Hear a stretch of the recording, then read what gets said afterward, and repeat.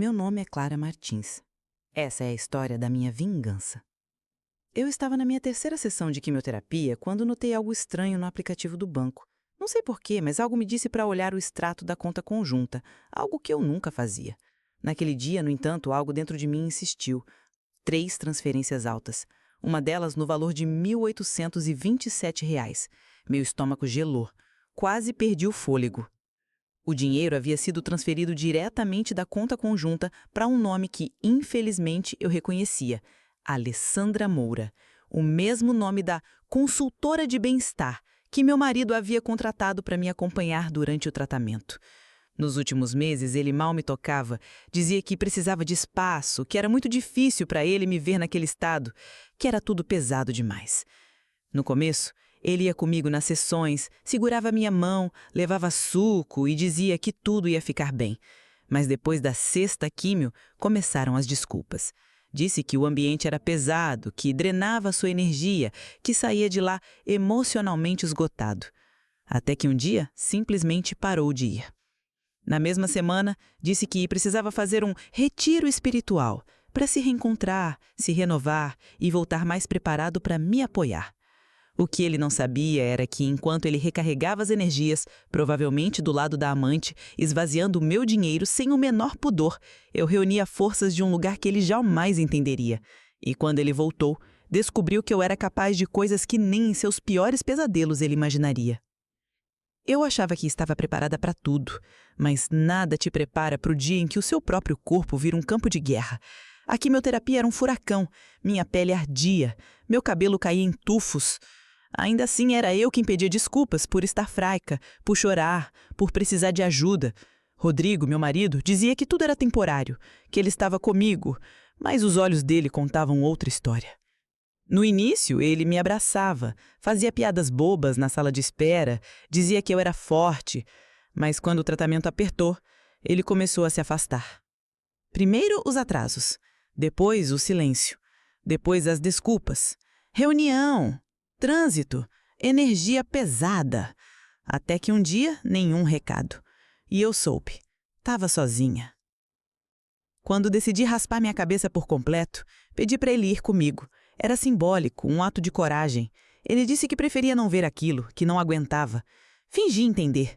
Sorri ao telefone e fui sozinha até o salão. A moça que raspou minha cabeça chorou mais do que eu. Voltei para casa com um lenço vermelho na cabeça, presente da minha mãe. Rodrigo não estava lá. Disse que precisava esvaziar a mente.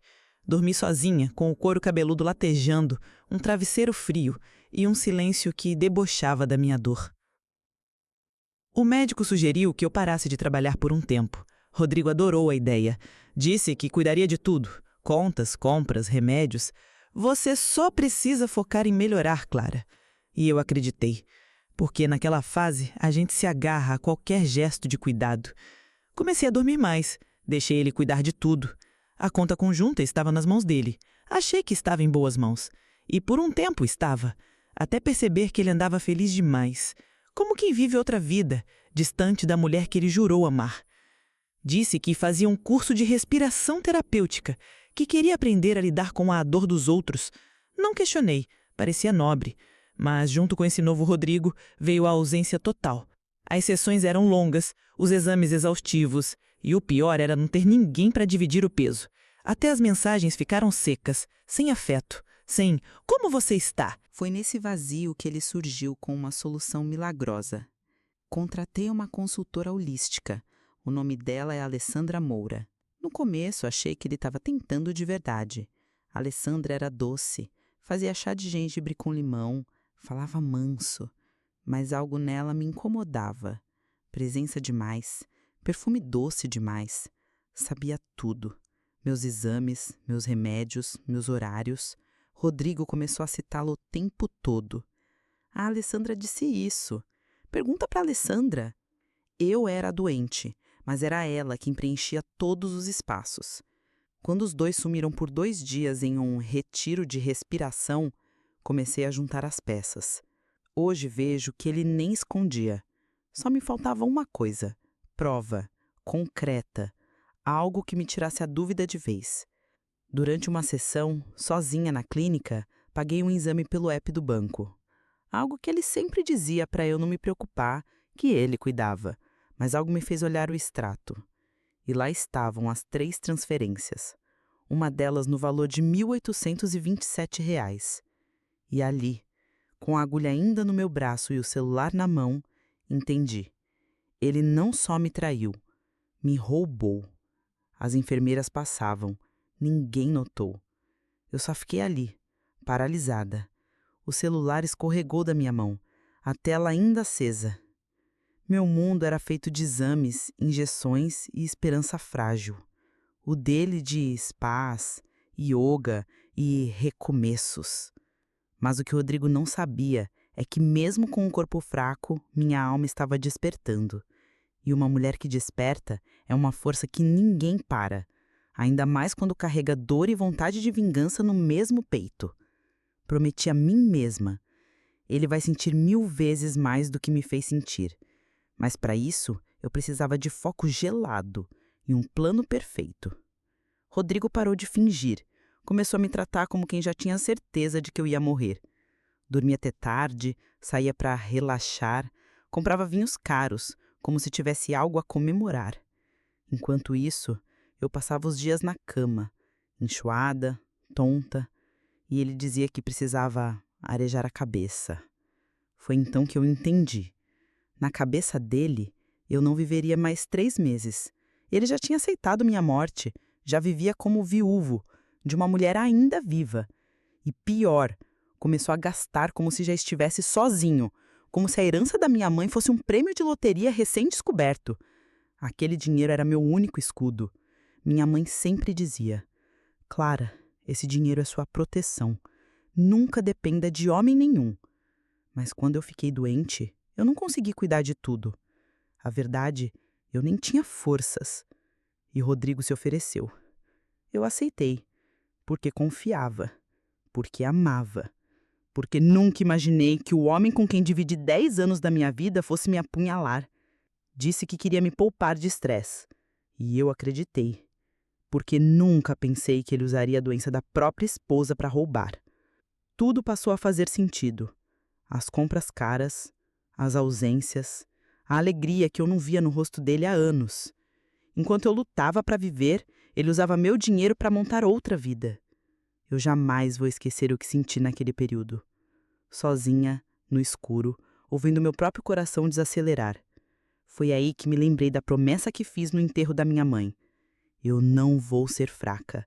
Não vou deixar que me apaguem como fizeram com você. Respirei fundo, senti uma raiva gelada subir pela coluna e pela primeira vez em muito tempo eu não queria apenas sobreviver. Eu queria voltar. Voltar por cima. Fazer ele pagar por cada segundo que me tratou como uma morta-viva. Quando ele voltou daquele retiro fajuto, entrou sorrindo. Trouxe um colar esquisito, cheio de pedras coloridas, dizendo que ia me alinhar com meu propósito de cura. Falou que eu tinha traído aquela doença e que só com energia positiva eu poderia me curar. Agradeci com um sorriso calmo. E quando ele subiu para tomar banho, abri o notebook dele, tremendo. Ainda fraca, comecei a vasculhar tudo. Extratos, transferências, compras, comprovantes. E lá estava. Nome, valor, endereço. Nada era meu, mas tudo foi pago com o meu dinheiro. Foi ali que decidi. Se a morte estava me rondando, ela teria que esperar, porque antes de sair desse mundo, eu ia destruir o dele. Um dos extratos mostrava um pagamento recente, R$ 14.800 de entrada, mais 2 meses pagos adiantados. O nome da conta? Alessandra Moura. O destino? Um apartamento num bairro que eu nunca tinha ouvido falar. Mas o que mais me doeu foi o contrato que encontrei. Um PDF salvo na pasta Projetos Futuros do computador dele. O título? Contrato de locação, Unidade 1702. Estava no nome da Alessandra, mas quem pagou tudo foi Rodrigo. Apartamento novo, vista para a represa, eletrodomésticos de última geração, tudo bancado com o dinheiro da minha mãe. Naquele papel estava a verdade que ele nunca teve coragem de me dizer. Ele já tinha começado outra vida e fez isso contando que eu não estaria mais aqui para ver. No dia seguinte, pedi para minha irmã me levar até o endereço. Não disse por quê, só pedi. Quando chegamos, fiquei dentro do carro, do outro lado da rua. E então, eu vi. Rodrigo saiu sorrindo, usando roupas claras e caras, falando ao telefone. Atrás dele, Alessandra, de mãos dadas com ele, usando um colar meu. Naquele momento, eu não chorei, não gritei, só senti uma certeza cristalina. Isso não ia acabar assim. Mesmo com o corpo frágil e a alma em chamas, eu comecei a construir um plano. Um plano que destruiria os dois, publicamente, com a mesma frieza com que me apagaram no meu pior momento. No dia seguinte, Alessandra chegou em casa com suco fresco, uma florzinha no cabelo e aquele sorriso doce que me dava enjoo. "Clara, você precisa manter a mente leve, tá bom?" Disse como se estivesse falando com uma criança, como se não fosse ela quem estivesse dormindo com o meu marido enquanto eu lutava pela vida. Fingi que não doía, fingi que não sabia, mas cada gesto dela, cada toque, cada cuida de você era um tapa disfarçado. Ela cuidava de mim como quem cuida de um passarinho machucado, só esperando ele morrer. Eu parei de chorar, não mais por raiva, não mais por humilhação.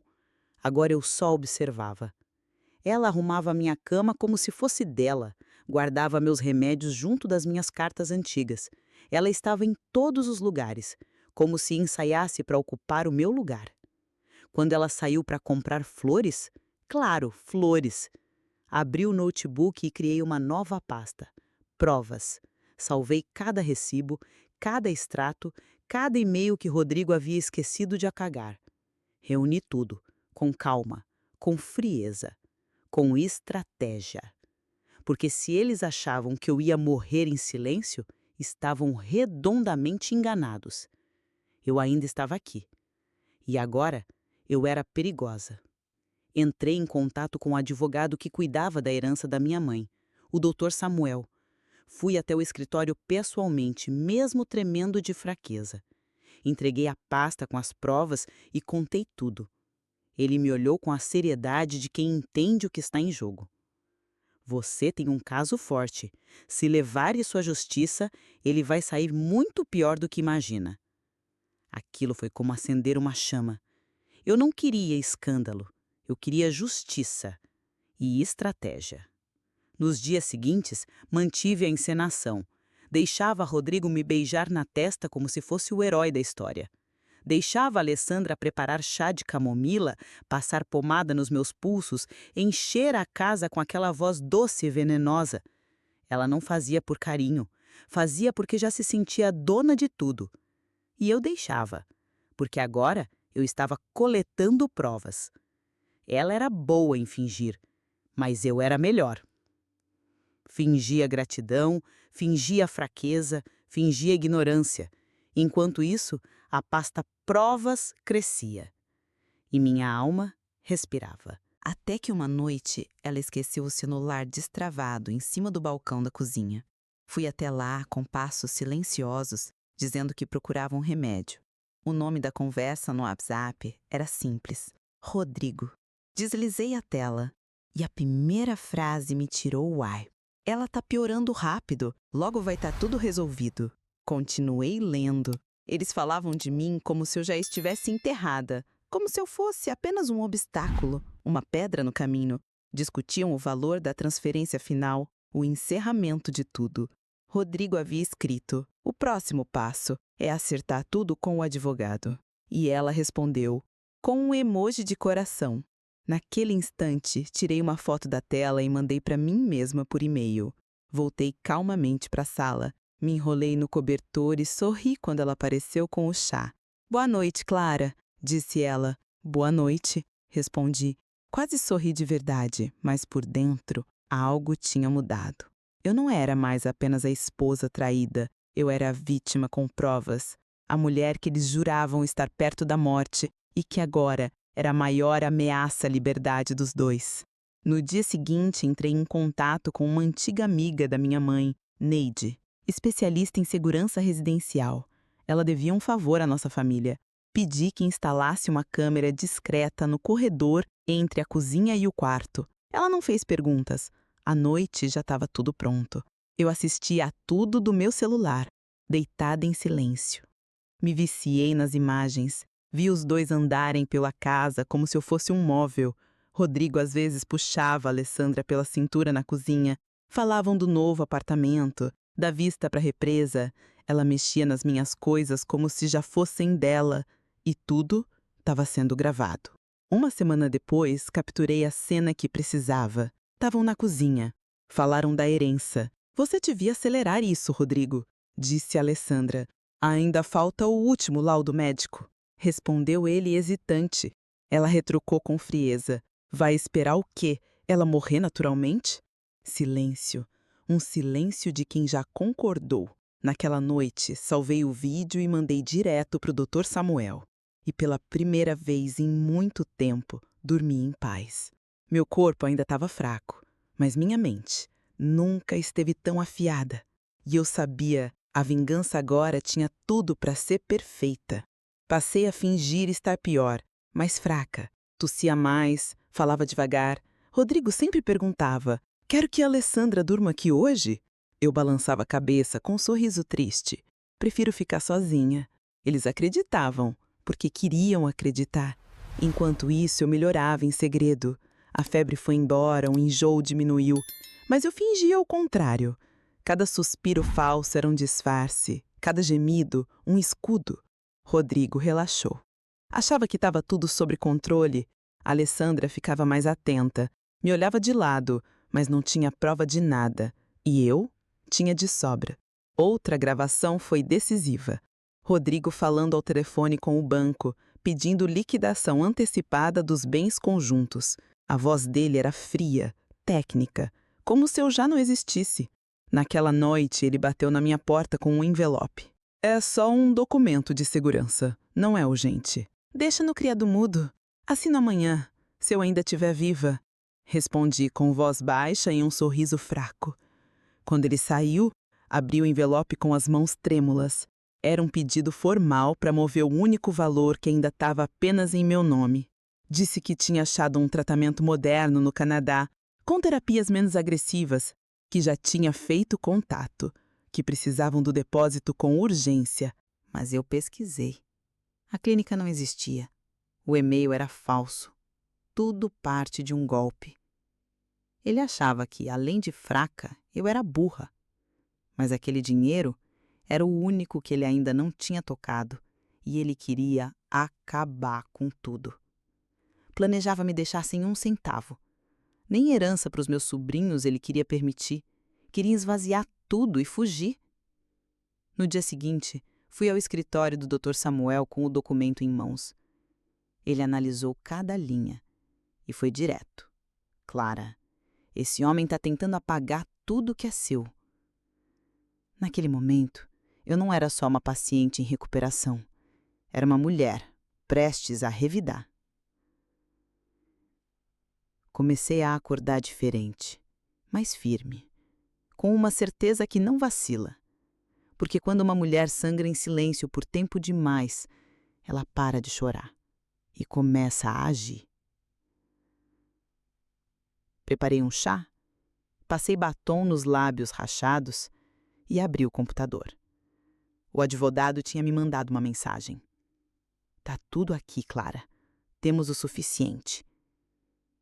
Os extratos, as gravações, o contrato falso da clínica canadense, a tentativa de mover meu fundo pessoal, a conta em nome da amante, o pedido para me tirar do seguro de vida. Não era só traição, era crime premeditado. Rodrigo saiu dizendo que ia na farmácia comprar vitaminas, mas eu sabia onde ele estava indo. No apartamento com vista para a represa. Antes da porta bater, eu já estava no telefone com o banco. Bloqueei contas, travei cartões, iniciei rastreamento. O advogado me guiava por videochamada. Mandei uma única mensagem para a Alessandra, do meu número. Eu sei de tudo. Deixei o celular desligado no balcão. Depois, enviei todos os documentos para mim mesma com cópia criptografada. Se algo acontecesse comigo, a verdade já não era segredo. Antes de sair de casa, troquei de roupa. Sem lenço na cabeça, sem cara de doente, vesti a blusa vermelha da minha mãe, uma calça jeans firme e batom. Pela primeira vez em meses, me olhei no espelho sem medo e vi a mim mesma, inteira, viva. Cheguei no escritório às 14 horas em ponto. A denúncia foi protocolada ali mesmo, com todos os anexos e um pedido de bloqueio imediato de bens em nome dele e dela. O plano agora não era só meu, era da justiça. Quando Rodrigo voltou, encontrou os cadeados trocados e um bilhete colado na porta. Você achou que eu era fraca. Agora vai sentir o peso da minha força. Rodrigo não sabia, mas enquanto ele ria no apartamento com vista para a represa, a justiça já tinha sido acionada. O processo corria em sigilo. Todas as contas em nome dele e de Alessandra estavam sob análise. E o que ele chamava de recomeço, agora era objeto de investigação. Menos de 1 hora depois do bilhete deixado na porta, o celular dele explodiu em ligações. Primeiro o gerente do banco, depois o contador, por fim o advogado, que até 2 semanas antes era nosso advogado. Agora era só meu. Do sofá da casa da minha irmã, assistia tudo pelo tablet. Tomando um chamorno, com a mão apoiada sobre meu ventre inchado de remédio e resistência. A conta conjunta foi congelada e as provas enviadas diretamente ao setor de crimes financeiros. 2 dias depois do bilhete deixado, os bens em nome de Alessandra também foram incluídos na denúncia. Ela tentou agir rápido, sacar, esconder, sumir. Mas era tarde demais. O tal apartamento do novo começo foi incluído no bloqueio judicial. Rodrigo me ligou 10 vezes. Depois vieram as mensagens. Claro, o que você fez? Você vai destruir tudo por vingança? Eu estava perdido, a Alessandra me manipulou. Mas ele sabia. Ele destruiu tudo sozinho. Eu só fiz uma coisa: me proteger. Alessandra sumiu. Devolveu o carro que usava, mudou o número do celular, saiu do cargo que nunca teve. Rodrigo foi atrás dela. Descobriu que ela já estava procurando advogado. O medo é assim. Quando bate, cada um corre para um lado e os cúmplices se escondem, sozinhos. Naquela noite, dormi com a porta trancada e o plano em pleno funcionamento. Rodrigo achava que tinha vencido, que eu era fraca demais para revidar. Mas ele não sabia. Eu já tinha vencido. Sua queda era só uma questão de tempo. Algumas semanas depois, voltei ao hospital, sem lágrimas, sem medo. O último laudo mostrou algo inesperado. Estável. Promissor. O médico me olhou surpreso. Clara, você parece mais forte. E eu sorri, porque era verdade. O corpo ainda trazia cicatrizes, mas pela primeira vez em meses, minha alma estava de pé. Não contei nada do que estava acontecendo. Segui com o tratamento. Mas por trás do lenço, da roupa macia e do caminhar calmo, havia uma mulher em guerra. E agora, essa guerra era pública. Rodrigo foi formalmente intimado a depor. O caso corria em 2 frentes. Civil, por desvio de bens e uso indevido da herança. Criminal, por fraude, tentativa de estelionato e apropriação indébita. Quando recebeu a intimação, entrou em pânico. Tentou me ligar, mandou áudios chorando, e-mail, os textões no WhatsApp. Foi um erro, eu estava perdido. A Alessandra me enfeitiçou. Mas nada disso me abalava, porque dessa vez eu tinha tudo. Provas, testemunhas, registros bancários e também o tempo ao meu favor. O Ministério Público tinha acesso a tudo: gravações, extratos, a falsa clínica canadense, o pedido para transferir meu fundo pessoal, o contrato do apartamento da amante, o documento do seguro de vida, tudo. Na audiência preliminar, Rodrigo tentou bancar a vítima, disse que agiu por desespero, que estava confuso, que a amante o seduziu. Mas o juiz olhou direto nos olhos dele e disse: "O senhor não parecia tão desesperado quando comprou vinho francês de R$ 900. A sala ficou em silêncio. Naquele instante, eu soube. Ele não sairia ileso. A justiça, tantas vezes cega, enxergou com clareza dessa vez. Ao final do dia, o Dr. Samuel me ligou. "Clara, agora é questão de tempo. Ele vai pagar por tudo." E eu desliguei o telefone com uma paz que não sentia há meses. Na semana seguinte, fui ao salão de beleza pela primeira vez em meses. Tirei o lenço, pedi que cortassem o pouco de cabelo que começava a nascer. Olhei para o espelho sem medo. Não vi a mulher de antes, mas uma nova mulher, mais forte, mais inteira. Voltei a caminhar no parque, devagar. Passei a cozinhar pequenas coisas para mim. A cada passo, uma parte de mim se reerguia. E quando as memórias ruins voltavam, eu respirava fundo e repetia: "Ele não me matou, ele me ensinou a viver." Minha mãe sempre dizia: "A vingança mais poderosa é feita com dignidade." E foi exatamente isso que eu fiz.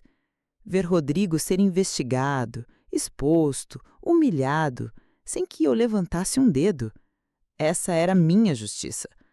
A sentença veio mais rápido do que todos esperavam. O juiz foi firme. 3 anos de prisão, sem direito a sursis. Perda parcial dos direitos civis. Restituição integral dos valores desviados.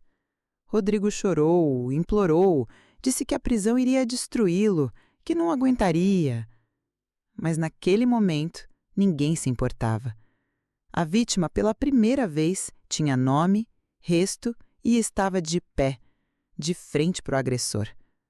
Alessandra havia sumido por semanas, mas a polícia encontrou.